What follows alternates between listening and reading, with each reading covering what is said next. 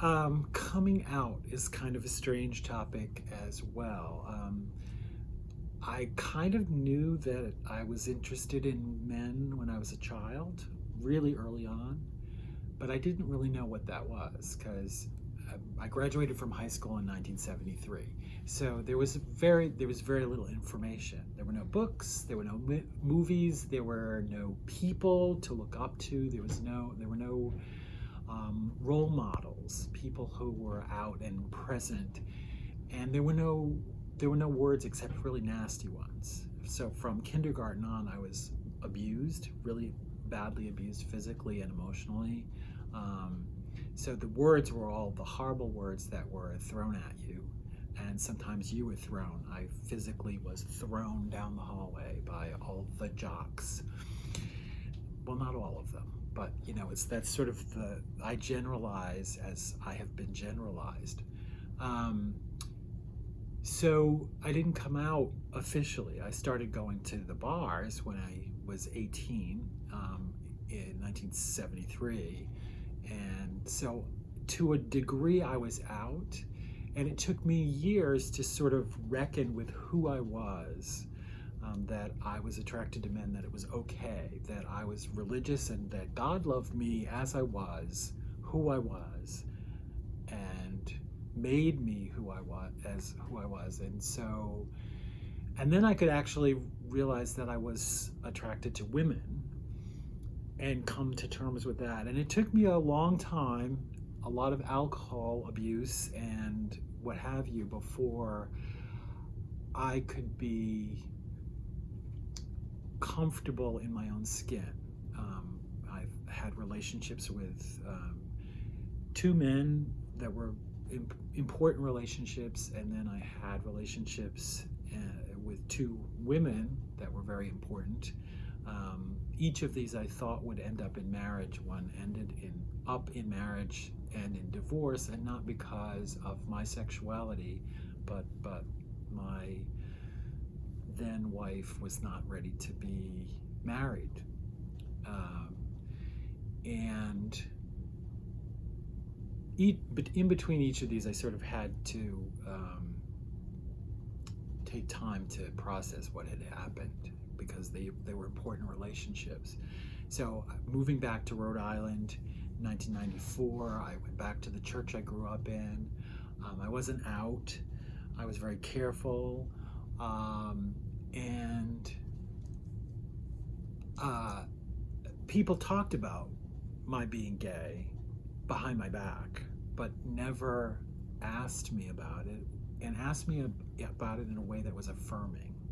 Like, so are you gay?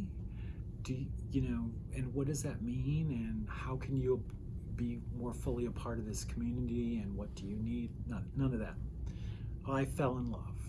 I fell in love with a really wonderful man who's now my husband. Once it became possible in Rhode Island, we got married, but we've been together for 22 years and got married on our 15th anniversary. And because I had somebody in my life that mattered, I felt that the people that were in my life, to really truly be in my life, you have to know that I'm gay and that Frank is a part of my life. And if you can't know that, then you can't be in my life, because I have to always keep the wall up. I have to be in the closet. I have to keep the wall up. I have to keep you at bay. And if you're at arm's distance, I don't really need you in my life. So I started being open. I ended up having to leave the church that I grew up in because I wasn't welcome. I've been welcome. I was welcome yesterday, and people talked about me being gay behind my back, but once I said the words, then I wasn't welcome. It split the church apart because there were a whole lot of people who were very much concerned with the way I'd been treated, and it split the church apart. It doesn't even exist. It had been over 100 years in existence. It doesn't exist anymore. So that's really when I started coming out.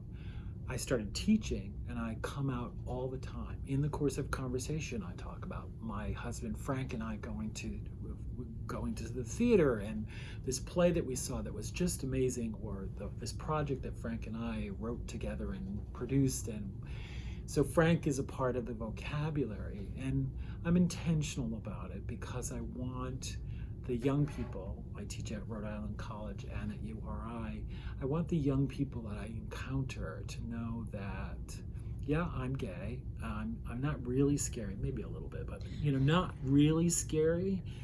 And you can be you. Whatever you is fine.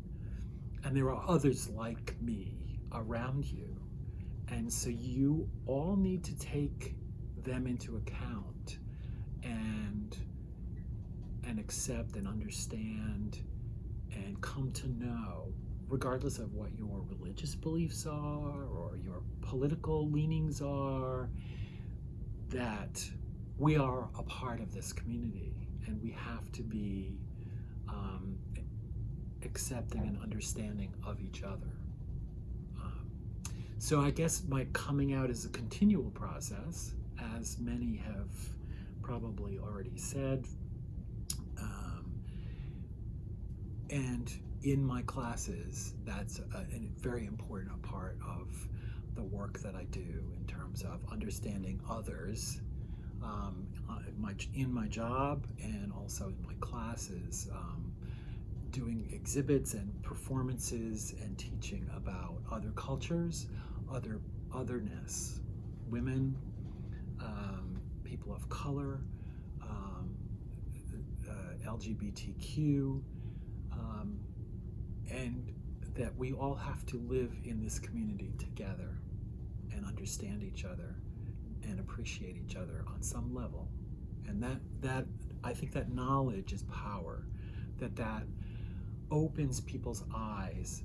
And again, I'm not really scary, maybe a little bit, but not really scary, and nobody else is either. So we need to embrace or shake hands or understand each other